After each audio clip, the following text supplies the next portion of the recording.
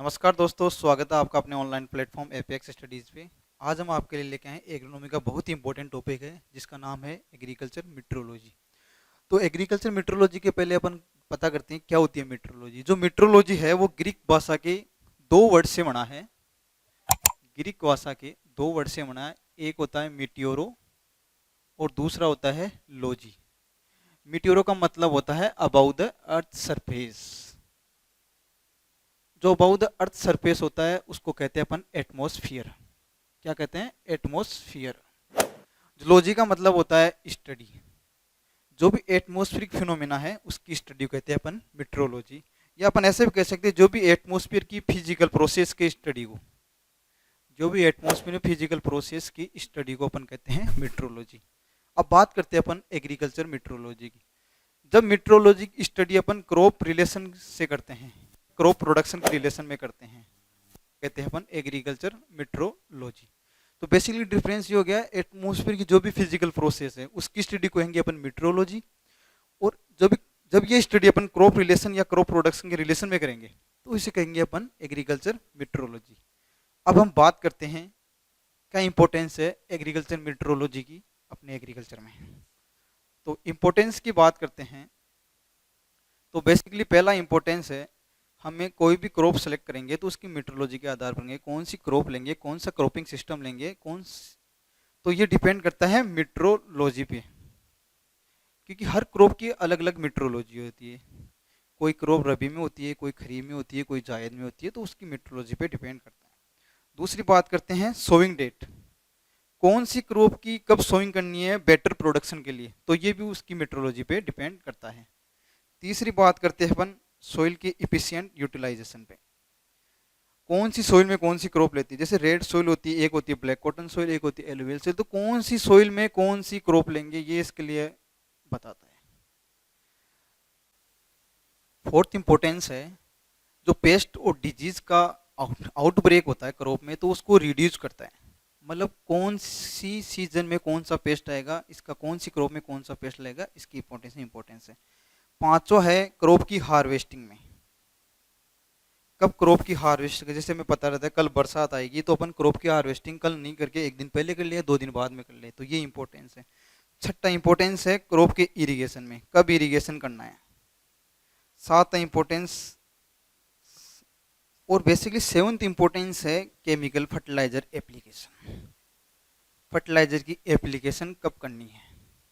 जैसे आज हम फर्टिलाइजर एप्लीकेशन, कल हेवी रेनफॉल हो जाए तो ऐसा तो फर्टिलाइजर का कोई इंपॉर्टेंस नहीं रहेगा, तो हमें पता रहना चाहिए। ठीक है।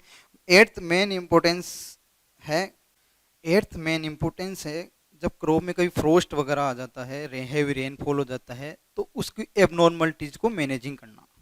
भाई कौन सी कंडीशन, जैसे फ्रोस्ट आ रहा है, हमें पता है फ्रोस्ट आएगा तो हम इरिगेशन करके उसको दूर कर सकते हैं, तो इसके मैनेजिंग में ये मेन इंपॉर्टेंस है। अब हम नेक्स्ट पढ़ते हैं एटमॉस्फेयर के बारे में। तो पहले पढ़ते हैं एटमॉस्फेयर क्या है। एटमॉस्फेयर है वो होता है गैसियस पोर्शन। जो गैसियस पोर्शन होता है, जो भी क्या अर्थ को ढक के रहता है ना, गैसियस पोर्शन, उसे कहते हैं अपन एटमॉस्फेयर। इसमें क्या सॉलिड और लिक्विड दोनों तरह के पार्टिकल होते हैं, जिन्हें अपन बेसिकली एरोसोल कहते हैं, जिन्हें कहते हैं अपन एरोसोल। तो एटमॉस्फेयर कहते हैं अपन जो गैसियस पोर्शन होता है जो अर्थ को ढकता है चारों ओर से, उसे कहते हैं अपन एटमॉस्फेयर। इसमें दो प्रकार के पार्टिकल होते हैं, सॉलिड भी होते हैं, लिक्विड, लिक्विड में वेपर होती है, और जिन्हें अपन कंबाइनली कहते हैं एरोसोल। अब हम बात करते हैं, पहले हम बात करते हैं जो एटमॉस्फेयर होता है ये कलरलेस होता है, ये होता है टेस्टलेस होता है, और ये होता है ऑर्डरलेस। जो एक्सपेंडेबल भी हो सकता है, एक्सपेंडेबल होता है, मोबाइल होता है, सिकली। पहले एटमॉस्फेयर को 2 पार्ट में बांटा गया था। पहला होता, एक था होमोस्फीयर, एक था हिटेरोस्फीयर। होमोस्फीयर लोअर लेयर को अपन होमोस्फीयर कहते थे, और हिटेरोस्फीयर कहते थे हायर लेवल को। जो लोअर लेयर है उसमें गैसियस कंपोजिशन यूनिफॉर्म रहता था, और जो हेटेरोस्फीयर है इसमें गैसियस कंपोजिशन अलग अलग, गैसियस कंपोजिशन डिफरेंट रहता था। अब हम बात करते हैं कंपोजिशन की।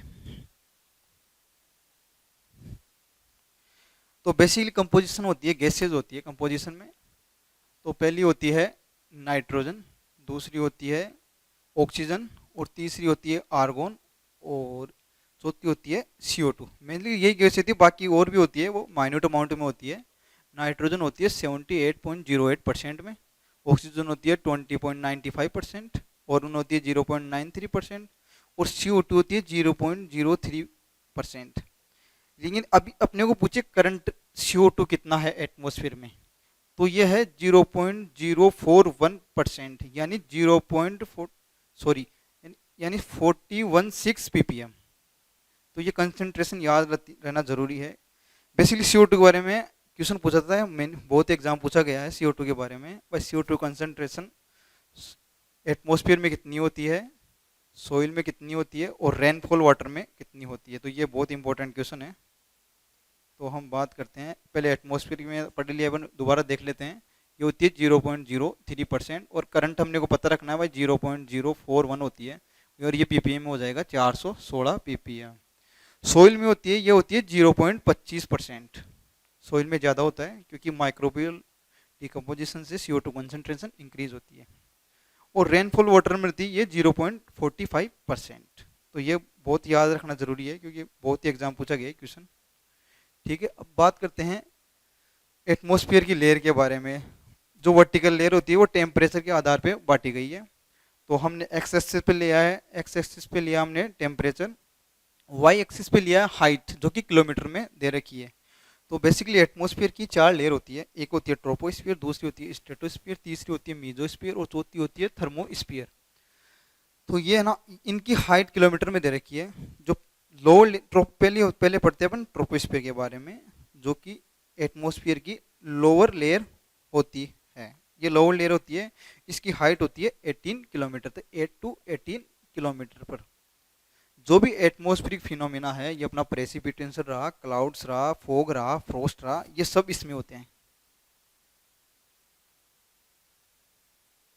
ठीक है, और ये टोटल एटमॉस्फेयर का 84 to 85% मास होता है। ये बहुत ही इंपॉर्टेंट क्वेश्चन है। बट ट्रोपोस्फीयर टोटल एटमॉस्फेयर का कितना पार्ट्स होता है, तो ये होता है 84 to 85% मास। अब दूसरी इंपॉर्टेंट चीज इसमें यह है कि जो ट्रोपोस्फीयर होता है उसमें जिस जैसे हाइट बढ़ती है तो टेम्परेचर डिक्रीज होता है। ये देखो टेम्परेचर डिक्रीज हो रहा है। तो ये टेम्परेचर डिक्रीज होता है हाइट के साथ,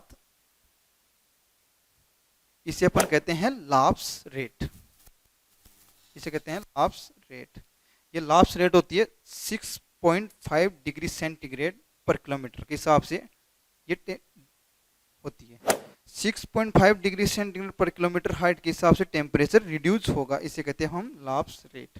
अब हम दूसरी लेयर की बात करते हैं जिसे अपन स्ट्रेटोस्फीयर कहते हैं। इसकी हाइट होती है 18 to 50 किलोमीटर। तो सबसे ये वार्मेस्ट रीजन है एटमॉस्फेयर का, वार्मेस्ट रीजन है। और बहुत ही एग्जाम क्वेश्चन पूछा गया है, जो ओजोन लेयर होती है वो कौन सी स्फीयर में होती है, तो वो होती है स्ट्रेटोस्फीयर में। ओजोन लेयर भी इसमें ही पाई जाती है, जो कि यूवी रेडिएशन से प्रोटेक्ट करती है, इसमें टेम्परेचर हाइट के साथ इंक्रीज होगा, टेम्परेचर हाइट के साथ इंक्रीज होता है इसमें। और जो अपने प्लेन वगैरह है वो इसी रीजन में चलते हैं। अब हम तीसरी स्फीयर की बात करते हैं जिसे अपन कहते हैं मीजोस्फीयर। इसकी हाइट होती है 50 to 80 किलोमीटर। कितनी होती है? 50 to 80 किलोमीटर। और ये सबसे कोल्डेस्ट रीजन होता है एटमॉस्फेयर का, ये होता है सबसे कोल्डेस्ट रीजन। अब हम बात करते हैं हायर लेवल की लेयर है, ये फोर्थ लेयर है जिसे अपन कहते हैं थर्मोस्फीयर। इसकी हाइट होती है अबव 80 किलोमीटर। बेसिकली एटमॉस्फेयर की हाइट होती है 1600 किलोमीटर, तो ये होती है अबव 80 किलोमीटर। ठीक है, तो इसमें टेम्परेचर हाइट के साथ इंक्रीज होगा। जो अपने जितने भी रिमोट सेंसिंग है, जितने भी सैटेलाइट है, सब इसी लेयर में एस्टेब्लिश किए जाते हैं।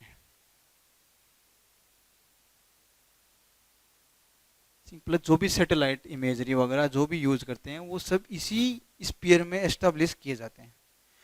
और एक दूसरा 2 क्वेश्चन और भी पूछे जाते हैं, जो ट्रोपोस्फीयर स्ट्रेटोस्फीयर है, ये टोटल एटमॉस्फेयर का 99% मास होते हैं। ये बहुत ही इंपॉर्टेंट क्वेश्चन है जो हर एग्जाम में पूछा जाता है।